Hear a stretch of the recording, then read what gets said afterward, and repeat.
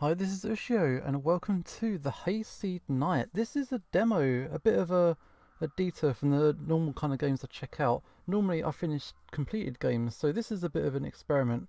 I want to hear from you if you want to hear more about demo games or early access games, because it kind of opens up opportunities on different kind of games I can check out.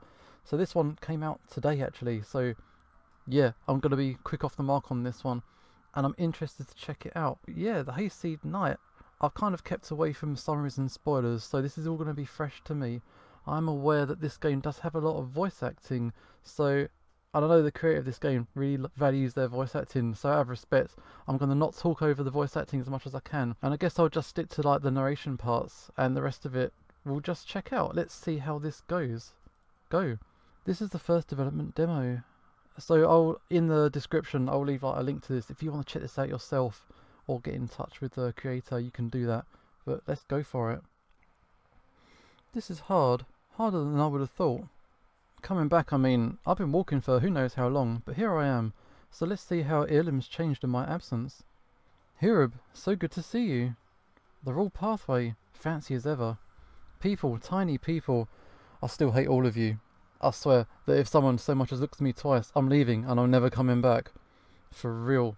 I'm serious. No? No looking at me? Really? How can you ignore this big hat? Do you even know who I am, you witless bunch of fop doodles? What the hell's a fop doodle? Fine, whatever.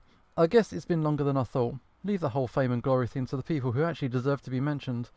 Like me. After all, I'm basically doing charity work here. There's no reason for me to come back. I should have just stayed out of, was it Achazov forever? I should have learned not to care about the things they say about that dumbass at this point. But the things they've been saying about him are just crazy. The Knight of the Upper Field, that's how they call him now. And they sing dumb songs about all the awesome things he never did. Battling monsters, serving whatever king or queen rules at the time, casting spells, loving does, wow, until morning comes, making foes vanish with a single scream. And you know what? It's getting really hard to remember what's true and what's a lie, and that's kind of scary. That's the single scariest thing that's ever happened to me.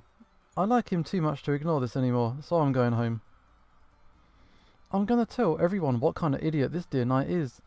Figuratively. In a book. Without my name. I don't especially want to be lynched. Oh wait, right, this is a letter. Can you read it? If so, tell your mother I hate her. If not, I guess you'll just burn this letter for your convenience. Wish me luck all the same. I have no idea how to start this. Okay, that was... Alright, chapter 1, The Fickle Queen. What better way to start the story than when things are about to go south? Ader. Okay, so here comes that voice acting. Hey lad, Yeah, dude, you better wake up. do we have to go through this every single Oh boy, here we go. A beast! Here's Ader. Just woken up. I saw a beast! You saw a beast. Way to call me an eyesore. I'm telling you, I saw a beast! Right. Look, I'm not drunk enough for this, so good. Wait, no. You're right. It has to be a Macadar! They're coming for me! What's a Macadar? And you stop screaming like an idiot and use your brain for a sec. I knew they'd get to the city one day! We need to tell everyone! I really like how the sprites are animated. Normally you get like a very stiff image. But yeah, this is really cool. This is really well made. Damn trees around you, dimwit! A long shush followed right after. Oh, that's what we'll go with, since the words their dear neighbours used were too colourful to be reproduced. Then what'd you scare me for, Mr. Bard? The sun ain't up yet, and if you don't quit your whining, we're gonna get it beaten. Says you, the buck who hath been delighting mine ears with his pitiful wailing all night long. What? You've been talking in your sleep again. Okay, not my fault, but the beast. But the beast! That was a dream, alright. I saw that thing with my own two... with my one eye. It had its face right in front of mine, and it was looking at me like it wanted to eat me. Are you sure that wasn't Dana? What? I mean, she can be very aggressive. I wouldn't be too surprised if one night... You think that boss is trying to eat me? O fairest in the kingdom, what hast thou seen in this dull head? Wait. Fair? Fair. Oh, 3! Don't. Fair! I swear to bite that kid, if you keep screaming, I'm going to kill you. They're gonna kill me! Okay, and so Ader's heavy hooves stomped the ground with the force of a stampede as he sprinted away, making Gaia forget every decision that led him to suffering this tournament. Glad we sorted that out. Is it Gaia? Am I pronouncing that right? Oh my god. Wide awake now, and running as fast as his clumsy hooves would let him, Ader set off to the bazaar. A whole year had come and gone since he first set foot on the streets of Slander District, the most infamous slum of the capital. A place so heinous that walking there alone at night was considered a suicide attempt. A place where in your right mind you'd keep in your house if you could outlast its previous owner. Because buck-toothed idiots who can barely wield a knife are oh so scary. Where he'd once felt like a poor fawn fearing for his life, now he felt like a poor deer fearing for his life. But at least he actually knew his way around after such a long time avoiding brigands. He had no time to spare worrying about trivial matters such as being robbed or stabbed, for he knew fully well that he was to meet his destiny. The page is gonna skin me alive! A destiny which most likely didn't really include being flayed by his dearest employer. Though we can't rule out the possibility of his direct superior in line of command whacking him on the head for oversleeping on such an important date. What if she hates me now? I'm serious, this guy needs just to chill. Just chill out, dude. Then the patron will have no problem kicking me out. He'll kick me out and keep my skin as a payment. Nah, that's really dumb. He'll kill me anyways. So immersed was he in these fatalistic thoughts invading his head that his brain, which was, by all accounts, mostly made up of sawdust, he didn't pay any mind to the path his hooves were following. Dude, slow down. And so, as is to be expected of someone not heeding the wise advice look where you're going, he soon met the first obstacle in his way to the plaza. A wall. Well done. Oh dear. A soft chuckle alerted Ader that he wouldn't have the benefit of living with the shame of his failures alone. That was almost impressive. I truly thought that you were going to run straight through that wall for a moment. He had, indeed, left a sizable hole in the wall he just crashed against, but I doubt the confusion was the cause of his sudden drop in mental speed. Ader leaned back, taking everything in little by little, painfully slowly. A set of steps walked decidedly toward him, accompanied by a strangely harmonic tinkling, a melody that danced in his ears, following those footsteps without ever falling out of line. And yet it was disturbing to him somehow. He feared the worst from such a divine noise. For all he knew, that beautiful voice could belong to a thief or even an assassin, and for all I know, maybe he would have fared better if he had indeed stumbled upon an assailant. After all, Ader would have normally jumped to his feet and run away long before being within anyone's stabbing reach. Not this time though. He hesitated just long enough for a few stray sun rays to wander through the run-down houses, finally casting light upon his foe. Oh wow, animated stuff. Nice looking. Ader's eye didn't find the glimmering blade he expected, but a young maiden struggling to hold back her laughter after witnessing such a scene.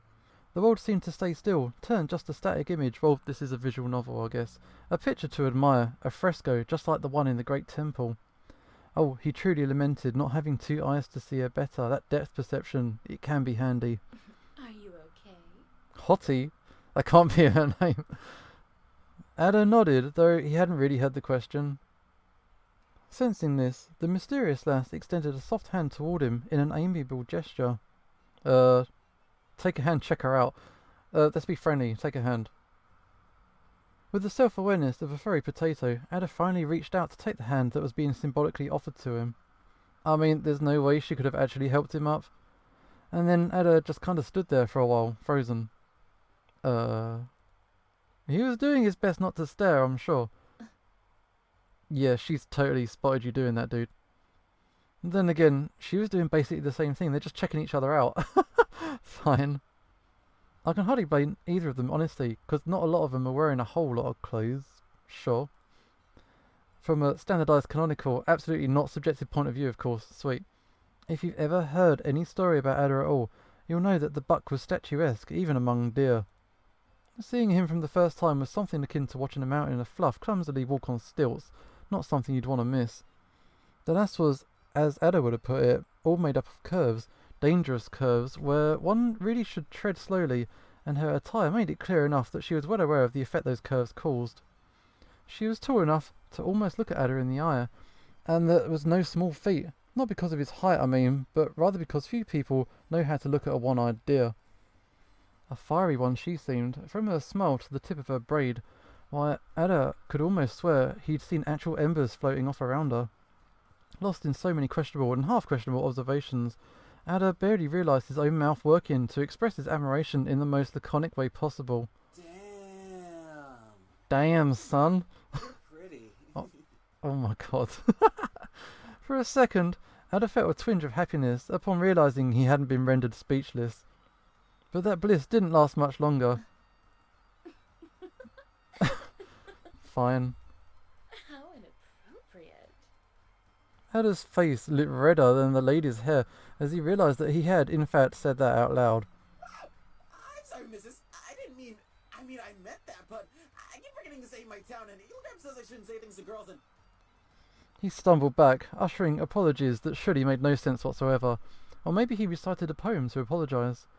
We'll never know for sure, for his accent became so thick whenever he lost his cool that academics to this day still argue if that way of talking can truly be considered cernar. But I digress. The maiden remained somehow nonchalant. In fact, she was observing him with renewed interest. Now, there's no need to panic. I do appreciate the compliment. You do? Well, it was cute, so I appreciate the feeling, I suppose. After all, a deer that dares say such words in public is very rare indeed. Unique, even. Say, haven't we met before? Ader could feel his fur ruffle under her stare. He did his best to look somewhat composed at the very least. No. Short horns, one-eyed, a big round head. Yeah, I'm pretty sure it was you. Come on, don't you remember that night on the bridge under Herod's statue? With the guards laughing at you? You didn't hit your head that hard, did you? Missus, I think you have me confused with some other buck. I'd remember you, trust me. It was a pretty long time ago, but... Wait, I know. She bit her lower lip, and Ader almost sprinted away in fear of suffering a heart attack. I'm pretty sure that he'd never held a coherent two-sided conversation with a girl before, and this wasn't precisely the best place to start. His fragile heart could barely bear being around the opposite gender, and his still confused brain still hadn't a clue of what to make of her strange words. She seemed really convinced of what she was saying, but Ader truly had no idea what the hell she's talking about. Come closer. Who, me? Almost asked the deer, yet there was no one else hiding in the mists of dawn. I said come closer. She's like really forward, like, is she to be trusted? I'm not sure. I'm really not sure. No options. Okay, we've got no option. Okay. That's it? Come on, don't make me walk over there. Edging closer. Boop. Oh my god, boop!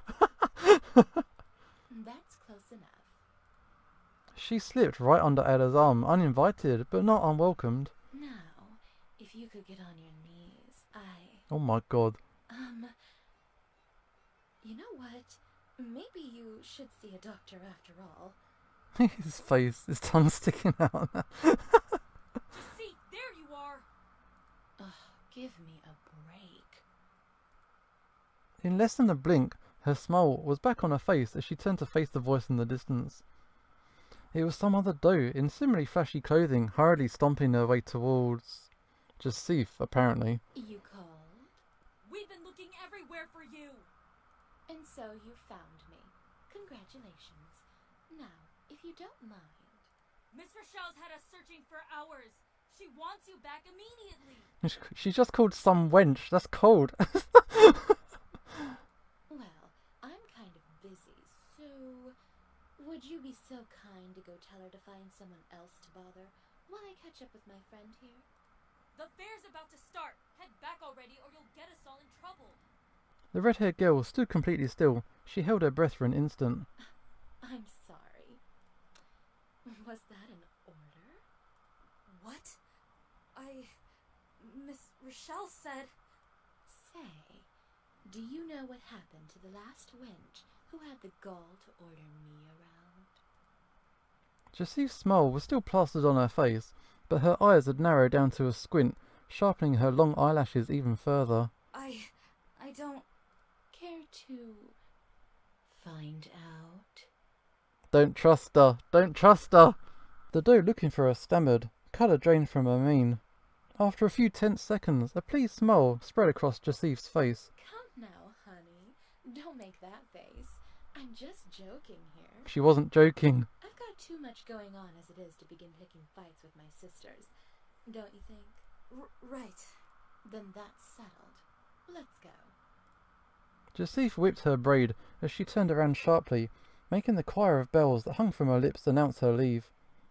Ader had barely just a second to register what had happened. He could swear something had moved in a corner, but he couldn't care less.